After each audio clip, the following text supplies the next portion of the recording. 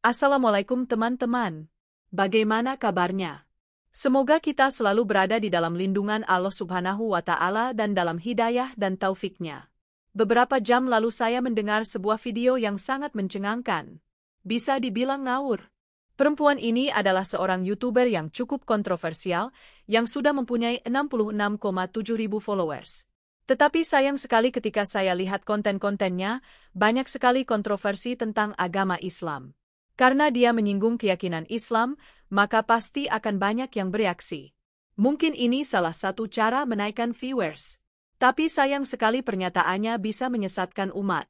Oke, yang kita bahas kali ini adalah pertanyaan dan pernyataannya. Yaitu pertanyaannya, mau menghafal Quran untuk apa?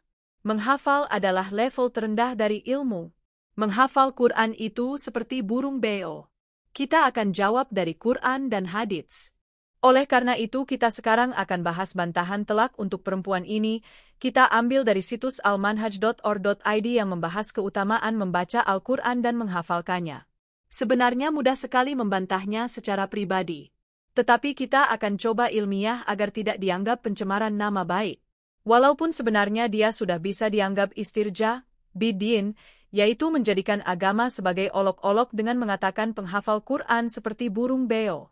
Banyak sekali anjuran dan keutamaan membaca Al-Quran, baik dari Al-Quran maupun As-Sunnah.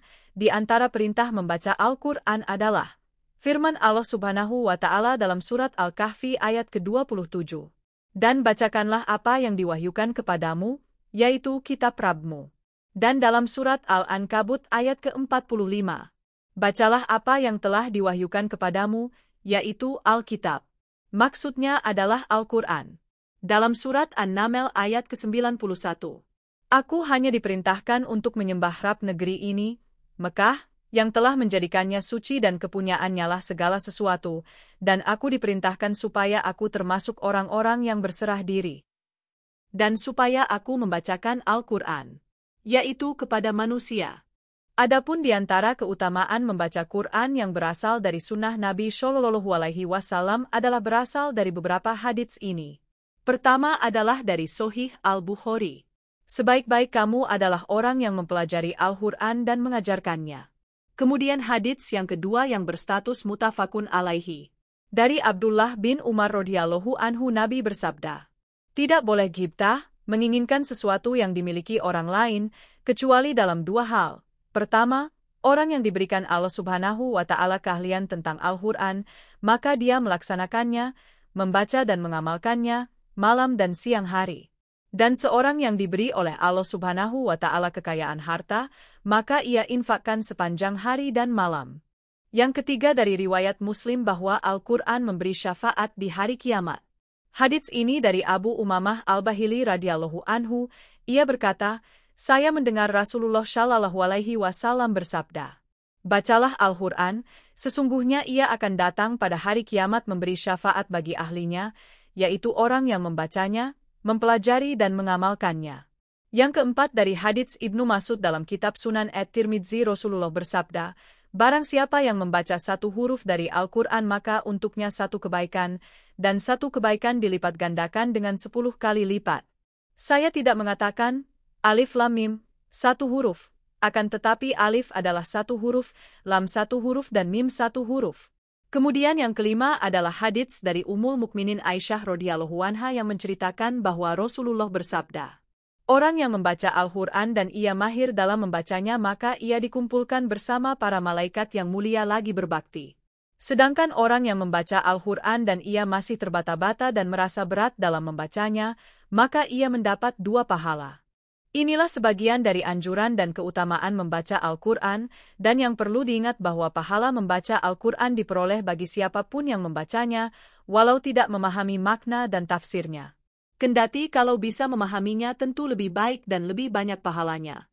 Sebagian ulama menyebutkan beberapa hikmah keistimewaan membaca Al-Quran yang pahalanya bisa diperoleh kendati tidak memahaminya, di antaranya adalah sebagai faktor penting untuk menjaga keutuhan dan keaslian Al-Quran dari perubahan dan campur tangan manusia, seperti yang menimpa kitab-kitab sebelumnya.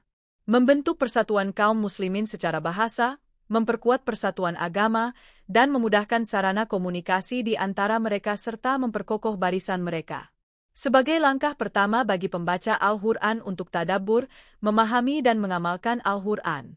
Berdasarkan anjuran-anjuran dan keutamaan-keutamaan di atas, para salaf sangat bersungguh-sungguh dalam memperbanyak membaca Al-Quran dan menghafalnya, karena mengharapkan keutamaan dan pahala ini, serta karena cinta terhadap kitabullah dan mendapatkan kenikmatan dengan membacanya. Imam Abdurrahman Al-Auza'i rahimahullah berkata, ada 5 perkara yang selalu dipegang para sahabat Nabi dan para tabi'in yang mengikuti langkah mereka dalam kebaikan, selalu bersama jamaah kaum muslimin, mengikuti sunnah, memakmurkan masjid, membaca Al-Quran dan jihad fi sabilillah. Di antara para sahabat yang masyhur selalu bersama Al-Quran adalah Utsman bin Affan radhiyallahu anhu, sehingga diriwayatkan bahwa beliau pernah berkata, "Jikalau hati kamu bersih, niscaya kamu tidak pernah kenyang dari kalamullah." Di antaranya lagi adalah Abdullah bin Amr bin As radhiyallahu anhu, seperti yang diriwayatkan dalam Sahih tentang dialognya bersama Rasulullah Shallallahu alaihi wasallam, hingga akhirnya Rasulullah Shallallahu alaihi wasallam memintanya agar membaca dan menghatamkan Al-Quran dalam 7 hari. Para salaf rahimahullah merasakan ketenangan dan kenikmatan saat membaca Al-Quran, karena ia adalah kalamullah, karena itulah kita tidak pernah jemu membacanya. Ketika kita mendapatkan surat cinta dari orang yang sangat kita cintai, surat itu bisa kita baca berkali-kali tidak bosan-bosan. Apalagi ini adalah surat cinta dari Allah untuk kita sebagai hambanya. Maka sangat konyol kalau ada orang yang mencela para penghafal Al-Quran seperti beliau. Ini adalah kebodohan yang nyata. Mengapa kita lakukan ini? Karena Allah memberitakannya dalam Al-Quran. Mengapa kita harus percaya pada Al-Quran? Karena Al-Quran terbukti kebenarannya. Al-Quran tidak mungkin ditulis 1400 tahun yang lalu oleh seorang buta huruf di tengah padang pasir. Tidak tahu teknologi, kecuali memang berasal dari pencipta alam semesta ini.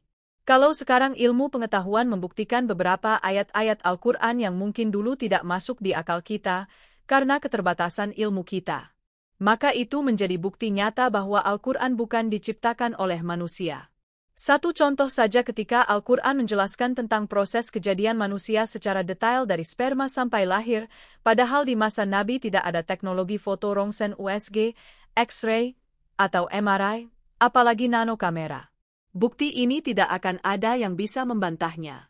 Dan memang tidak terbantahkan sejak 1400 tahun lalu sampai sekarang. Oke, kita kembali ke HK. Kalaupun perempuan ini pernah mondok di pesantren, maka ilmunya tidak bermanfaat sama sekali. Terlihat dari pernyataan-pernyataannya ini sangat jauh dari nilai-nilai yang diajarkan Rasulullah Shallallahu alaihi wasallam. Dari artikel ini menjawab pertanyaan dan pernyataan dari KH ini yang mungkin tidak didapatkan di pondok pesantren tempat dia menuntut ilmu di sana. Tapi kalau dikatakan menuntut ilmu kok tidak ada ilmunya. Mungkin dia mondok di tempat yang salah, atau dia yang membawa pemikiran yang salah ketika mau mempelajari Quran. Karena kita bisa tahu seluruh aliran-aliran dalam Islam yang menyimpang, mereka berawal dari pemahaman yang salah, padahal sama-sama berpegang pada Al-Quran dan hadits Rasulullah. Tapi dengan pemahaman sendiri-sendiri. Tidak berdasarkan Al-Quran dan Sunnah sesuai pemahaman dan pengamalan salafus soleh yaitu generasi para sahabat dan yang mengikutinya. Oke teman-teman, sekian dulu pembahasan kita kali ini. Kita tutup dengan hadits yang diriwayatkan oleh Ibnu Abbas radhiyallahu anhu bahwa Rasulullah bersabda, "Sesungguhnya orang yang tidak ada sedikit pun Al-Quran di dalam rongganya, ia seperti rumah yang runtuh." Dan beliau mengutamakan di antara para sahabatnya menurut kadar hafalan Al-Quran mereka. Apabila mengutus pasukan beliau mengangkat imam dalam solat bagi yang paling banyak hafalannya, mengedepankan di liang lahat bagi yang paling banyak hafalannya. Maka banyak sekali dorongan dan motivasi untuk lebih giat menghafal Al-Quran. Memang tidak disebutkan secara pasti berapa jumlah sahabat yang hafal Al-Quran, namun cukup sebagai bukti banyak yang hafal Al-Quran, bahkan dalam perang Yamamah telah terbunuh 70 orang sahabat yang hafal Al-Quran. Di antara contoh penghafal Al-Quran dari para sahabat, hadits Ibnu Mas'ud radhiyallahu anhu, ia berkata, "Aku hafal dari mulut Rasulullah Shallallahu alaihi wasallam lebih dari 70 surah." Demikianlah sebagian di antara keutamaan membaca dan menghafal Al-Quran, semoga bermanfaat bagi kita semua. Dan tak lupa kita doakan semoga HK ini mendapatkan hidayah kembali ke dalam ajaran Islam yang benar sesuai dengan pemahaman generasi terbaik yaitu generasi salaf soleh. Amin. Wassalamualaikum warahmatullahi wabarakatuh.